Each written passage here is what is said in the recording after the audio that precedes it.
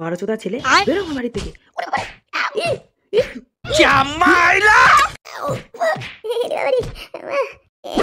দিলে দিলে গাটা ভেঙে দিল, বোকা চোদা, সব কান মেরে দেবো। দিলে দিলে শালা চোদ না, আমার মাজাটা ভেঙে দিল রে। শালা অজাতের বাচ্চা, ঘরে গিলে গিলে শরীরে খুব রস জমে গেছে। হ্যাঁ, আজকে 100 টাকা দাও, কালকে 200 টাকা দাও। টাকাটা কি হারামের টাকা নাকি? হ্যাঁ, বাল চুল পেকে তাল হয়ে গেল, তাও এক ফোঁটা লজ্জা নেই। বেরো তুই বাড়ি থেকে, তোর এই বাড়িতে কোনো জায়গা নেই। শালা দুধ কলা দিয়ে কাল সাপ পুষেছি আমি। হ্যাঁ, দাঁড়াও না, একবার পাড়া নিচের পায়ে দাঁড়াই, তারপরে দেখবা এই কালসাপের কি চোদন। এখন যদি 100 বলে ছবি না করেছি, লেবড়া আমার নামও লালা না। বড় বাল এলো রে, ছিঁড়ে আটি করবে।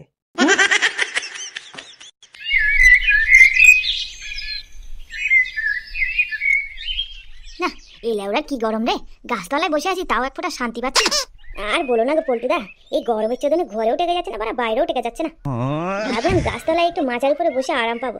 ও বাবা, মনে হচ্ছে মাচার নিচে কে যেন আগুন ধরিয়ে দিয়েছে। শান্তি ছেলেগুলো যেভাবে গাছ কেটে কেটে ফাঁক করে দিচ্ছে, গরম তো পড়বেই। আচ্ছা পল্টুদা, চাঁদা তুলে ক্লাবে একটা এসি বসালে কেমন হয়? কথাটা তো মন্দ বলিসনি, কিন্তু এই পাঁচত গ্রামের লোক কি চাঁদা দেবে এসি লাগানোর জন্য?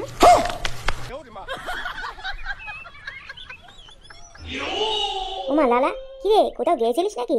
না, এখনো কোথাও যাইনি, তবে ভাবছি এবার যাবো। বাইগান, এই গরমের মধ্যে আবার কোথায় যাবি? কি রে, কিছু কি হয়েছে নাকি? মুখ চোখ এরকম কেন তোর? কি আবার হবে, প্রতিদিন যা হয় তাই হয়েছে। রোজ রোজ আমাকে অপমান করে ছেলের সামনে গায়ে হাত দেয়। আমার কি কোনো মান সম্মান নেই নাকি? আমি তো বালের বেলা যে ঠিক করে বেরিয়েছি, নিজের পায়ে না দাঁড়িয়ে ওই বালের বাড়ি আর ফিরবো না। এ মা লালা, তাহলে তো তোর আর ওই বাড়িতে কোনোদিনই ফেরা হবে না। এই দেখ লাঞ্চা, বেশি গান মারবে না, হ্যাঁ ঠিক আছে? পাড়া নিজের পায়ে কি করে দাঁড়াবো সেই নিয়ে কোনো বুদ্ধি না দিয়ে রঙ্গ মারাচ্ছে। আরে পাগল, নিজেদের মধ্যে রাগারাগি করে কি হবে? সেরকম কোনো বুদ্ধি থাকলে কি আমরা বেকার পড়ে থাকতাম নাকি? আমরাও তো কোনো একটা কাজে ঢুকে যেতাম নাকি? খতম। আমার কাছে একটা ভালো ব্যবসার প্ল্যান আছে, কিন্তু ওটা করতে গেলে অনেক টাকা লাগবে। কি ব্যবসা আমাদেরকেও বল, যদি আমরা তোর কোনো সাহায্য করতে পারি। পাড়া আমি ভাবছি একটা ক্যাটারিং এর ব্যবসা খুলবো, বুঝলি তো? এই মনে কর বিয়ে বাড়ি হাড়ি করায় ভাড়া দেয়া, খেতে দেয়া, এই সমস্ত আর কি। এই হাড়ি করায় ভাড়া দেয়া বা খেতে দেয়া খারাপ আইডিয়া না, কিন্তু এই ব্যবসা করতে গেলে তো অনেক টাকা লাগবে রে। তাছাড়া কাজ পাওয়াটাও তো একটা বিষয়। কেউ কি তাদের এত বড় অনুষ্ঠানের দায়িত্ব আমাদের হাতে দেবে? আরে হ্যাঁ রে, কাজ পাওয়া নিয়ে তুই এত চিন্তা করছিস কেন? আমি তো আছি নাকি? তুই শুধু তো দেখ না ভাই, যদি কিছু টাকার ব্যবস্থা করা যায়। আমি তোদেরকে কথা দিচ্ছি, আমার ব্যবসাটা একটু বড় হলেই আমি তোদেরকে নিয়ে নেব। হ্যাঁ, সবই তো বুঝতে পারছি, কিন্তু একটু দাঁড়া, আমার বাপের কাছে একবার চেয়ে দেখি।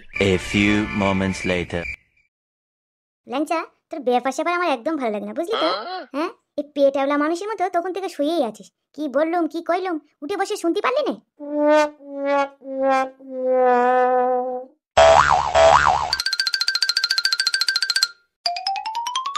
বাবা। হ্যাঁ, কি হয়েছে? বলছি বাবা, ইয়ে মানে তোমার সাথে না কিছু কথা ছিল। আমার সাথে কথা? তা কি এমন কথা শুনি? ইয়ে মানে বলছিলাম কি বাবা, কি ইয়ে করছিস? কি বলবি তাড়াতাড়ি বলতো, একটু ঝেড়ে কাশ তো। ইয়ে মানে বলছিলাম কি বাবা, আমাকে 10,000 টাকা দেবা? বাইগান।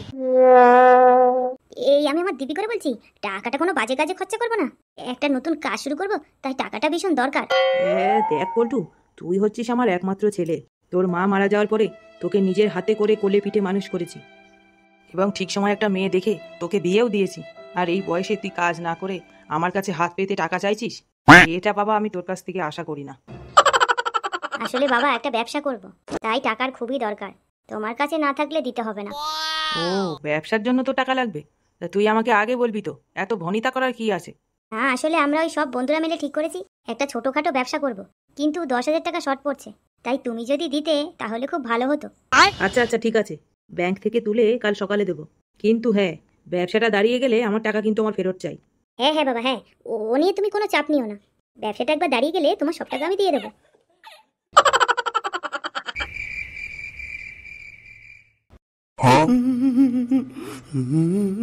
হ্যাঁ গো, শুনছো? হ্যাঁ, বলে ফেলো। বলছি আমাকে কেমন লাগছে গো? কেমন আমার লাগবে? যেমন লাগে তেমনই লাগছে। তাই রাত দুপুরে কি ভীমরতি টিমরতি চাকিয়েছে নাকি? হ্যাঁ হ্যাঁ, তা ভালো লাগবে কেন? আমাকে তা তো ভালো লাগবে না, অন্য মহিলাদেরকে ভালো লাগবে, তাদের কথা ভেবে দাঁত কেলিয়ে হাসা হবে, আমাকে তো ভালো লাগবে না। ফাউনা গেজিয়ে কি বলতে এসেছো সেটা বলো। বলছি যে ছেলেটা যে সকালে বেরোলো, এখনো তো বাড়ি ফিরলো না। হ্যাঁ, তো ফিরিনি তো আমি কি করবো? এখন কি আমি টস নিয়ে খুঁজতে যাবো নাকি? হ্যাঁ, আমার অত দায় পড়িনি, আমি যাবো না। তুমি যাবে না মানে? হ্যাঁ, তুমি যাবে না, তোমার ঘাড় যাবে। সকালবেলা ওই ছেলেটাকে মারলে, 100 টাকাই তো চেয়েছে, 100 টাকার জন্য এইভাবে মেরে বাড়ি থেকে বের করে দিয়েছে। এখন তুমি খুঁজতে যাবে না তো কে যাবে? এই দেখো, রাতের বেলা বেশি ফ্যাচ ফ্যাচ ফ্যাচ ফ্যাচ করো না তো, কানের পোকা একদম নড়িয়ে দিল। ওর মতো অকমা ছেলেকে মেরেছি, ঠিক করেছি। বাল পেকে তালপাতা হয়ে গেল, এখনো খালি 100 টাকা দাও, 200 টাকা দাও।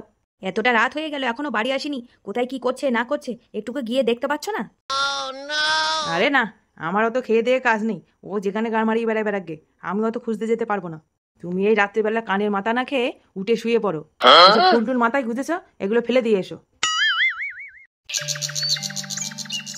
খুব সুন্দরভাবে সম্পূর্ণ হয়েছে। 133 কোটি দেবতাকে সাক্ষী রেখে তোমার পুজোটা যা দিয়েছি না, লালা তুমি কোনো চিন্তা করবা না। এবার দেখবা তোমার দোকানে কাস্টমারের লাইন পড়ে গেছে। আর লালা, মন দিয়ে কাজ করবা, মনে রাখবা ভগবানের আশীর্বাদ সবসময় তোমার মাথার উপরে আছে। ঠাকুরমশাই, আপনিও আমাদের 2 হাত ভরে, লুঙ্গি ভরে, গামছা ভরে, পা তুলে আশীর্বাদ করে যেন আমরা এই ব্যবসাটা খুব ভালো করে করতে পারি। হ্যাঁ বাড়া, ওটা তো ঠিক কথাই বলেছে। তুমি আমাদের একটু ভালো করে আশীর্বাদ করে দাও। আরে হ্যাঁ হ্যাঁ, সে কি আর বলতে, আমি তো মন খুলে আশীর্বাদ করেছি। তোমরা শুধু কাজটার মন দিয়ে করো। আচ্ছা ঠিক আছে ঠাকুরমশাই, এবার আপনি আসুন। হ্যাঁ হ্যাঁ লালা, চলে তো যাবো, এবার আমার দক্ষিণাটা দিয়ে দাও। দক্ষিণা? কিসে দক্ষিণা? আরে ঠাকুরমশাই তো দোকান পুজো দিল, তুই ঠাকুরমশাইকে দক্ষিণা দিবি না? মানে তোদের কাছে থাকলে দিয়ে দে না, আমি তোদেরকে পরে দিয়ে দিচ্ছি। কেন, আমরা কেন দিতে যাব? সব টাকা তো তোর হাতে দিয়েছিলাম, তুই দে। না মানে আমার কাছে তো আর কোনো টাকাই নেই। যা টাকা দিয়েছিলি সব তো দোকানের মাল কিনে নিয়ে এসেছি, আর যা 200-100 টাকা বেঁচেছিল সেটা দিয়ে তো আমি বাংলা মাল কিনেছি। কি চোদনা, বাংলা কিনে নিয়েছিস মানে? তোকে কি বাড়া টাকাটা বাংলা কেনার জন্য দিয়েছিলাম? আরে বাড়া, অত চাপ নিচ্ছিস কেন? ঠাকুরমশাই তো বললো আমার দোকানে কাস্টমারের দেনের দেন লাইন পড়ে যাবে। আমার ব্যবসায় লাভ হোক, তারপর ঠাকুরমশাইকে দক্ষিণাটা দিয়ে দিলে হবে কেন? কি ঠাকুরমশাই? আমার দক্ষিণের টাকা দিয়ে তুই মদ কিনে নিয়ে এসে এখন বলছিস ব্যবসায় লাভ হলে টাকা দিবি? চোদনা হরি, তোর ব্যবসা 60টার মধ্যে ঢুকবে, এই আমি বলে দিয়ে গেলাম, মিলিয়ে নিস।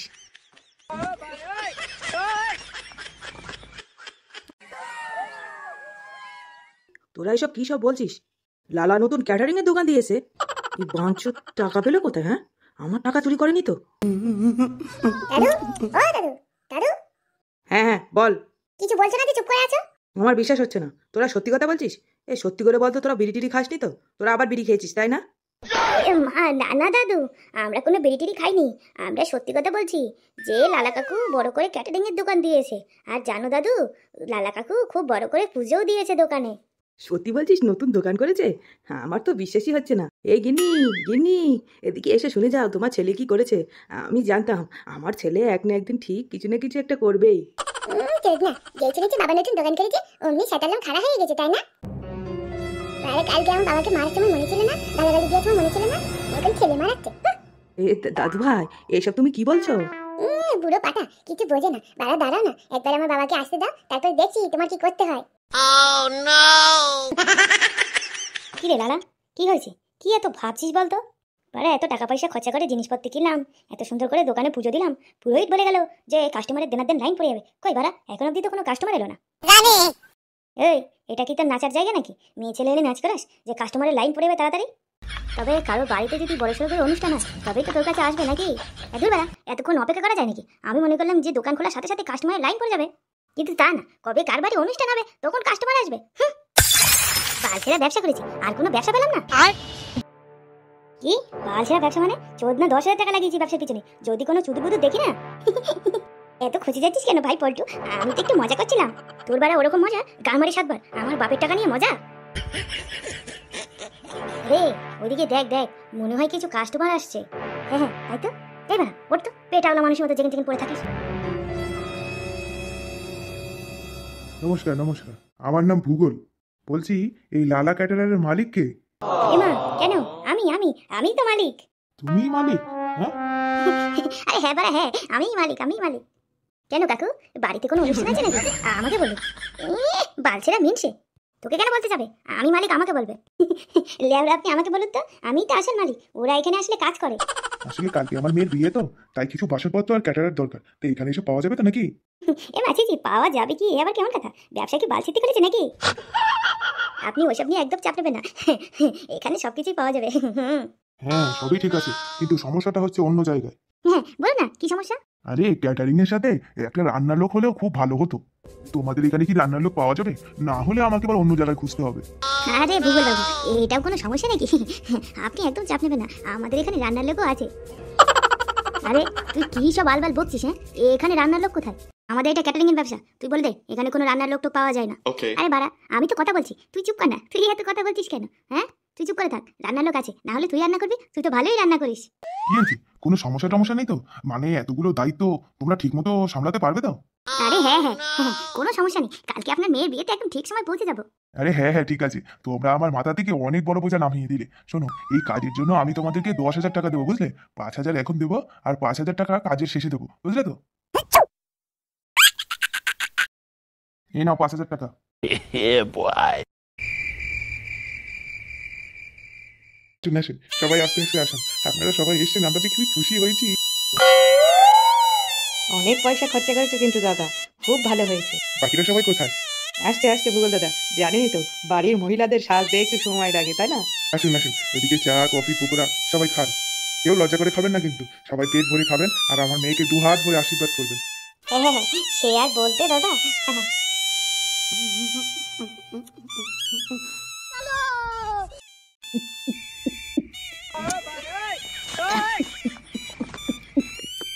Yeah, boy. এই বাড়া তুই কি শুরু করলি বলতো? আজকে আমরা এখানে একটা কাজে এসেছি, আজকে একটু কম খেলে হয় না? এই দূর পাগল, কম খেতে যাবো কেন? আজকেই তো আমার খাওয়ার দিন। হ্যাঁ, আগে থেকে একটা বেকাচোদা ছিলাম, এখন এত বড় একটা ব্যবসা করছি, এখন খাবো না তো কখন খাবো? হ্যাঁ হে লালা, আজকে তো আমাদের কাজের প্রথম দিন নাকি?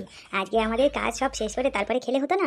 ওইদিকে সব বিয়ে বাড়ির লোকজন সব আসতে লাগলো, এখনো তো কোনো রান্না বান্না হয়নি। গারমানি চোদনা ব্যবসা আমার, আমি বুঝবো, তুই চুপ কর তো। তুই কি আমার থেকে বেশি বুঝিস নাকি? হ্যাঁ, বসে বসে মাল খেলে খা, আমার যখন সময় হবে আমি তখন রান্না করবো। আরে লালা, তুই তো রেগে যাচ্ছিস কেন? ওর কথা বাদ দে। আর ল্যাংচা, তুই ও যা বলছে তাই কর। শোন, আগে মালমুল খেয়ে শেষ করে নি, রান্না হবে কেন, অনেক সময় পড়ে আছে।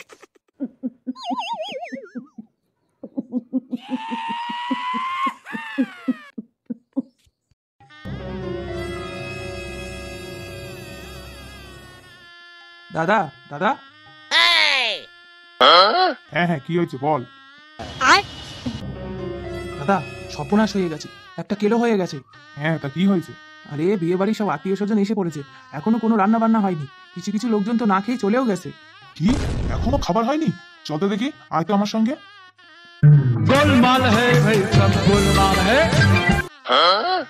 A few moments later. हे प्रभु हे हरि राम कृष्ण जगन्नाथ प्रेमानंद, ये क्या हुआ? Bye bye, tata, good bye. এই কে আছিস? আমাকে একটু জল দে না রে। কই রে লালা, মারাগুলো যে কোথায় গান মারাতে যায়? হ্যাঁ মারা। দেখো দাদা, দেখো কাদেরকে তুমি রান্না করতে নিয়ে এসেছো। এই করবো গাছে ধরে যা, বাড়া এখান থেকে যা। এখানে রান্না হচ্ছে, রান্না হয়ে গেলে সব মাংস পাবি। এখন যা বাড়া, যা ফট। তুই একটা রান্না না করে মালকে পড়ে আছিস? শুয়োরের বাচ্চাগুলো, তোদের আমি এই জন্য টাকা দিয়েছি? এই কে রে? বাড়া আমি মালিক না যে আমাকে গরম দিচ্ছিস? ওই যে বালছেরা মালিক ওখানে ফুটিয়ে পড়ে আছে। এ লালা, এই ওঠ, দেখ বাড়া তোকে ডাকছে রে। এ হাট বাড়া, ওই দেখ ওরা তোকে ডাকছে। শুয়োরের বাচ্চাগুলো, হ্যাঁ, সব অতিথিরা না খেয়ে চলে যাচ্ছে আর তোরা এখানে মদ খেয়ে পড়ে আছিস। এ দে বাড়া, জানতে অতিথিরা মাছ দেওয়ারা লেওরা। হাফ টাকা দিয়ে কি ভালো হবে নাকি? পুরো টাকা দেন, তারপরে রান্না করবো। ছি, এইসব তুমি কাদেরকে নিয়ে এসেছো দাদা? প্রথমেই বলেছিলাম দায়িত্বটা আমাকে দাও, দিলে তো না, এবার বোঝো ঠেলা। সবাই তো না খেয়ে চলে গেল, আমাদের মান সম্মান সব চলে গেল। আমার মান সম্মান যা যাওয়ার তো গেলই, কিন্তু এখন এই শুয়োরের বাচ্চাগুলোকে ধরে আমার হারানো মান সম্মানের প্রতিশোধ নেবার, আমার 5,000 টাকা উসুল করে নেবো।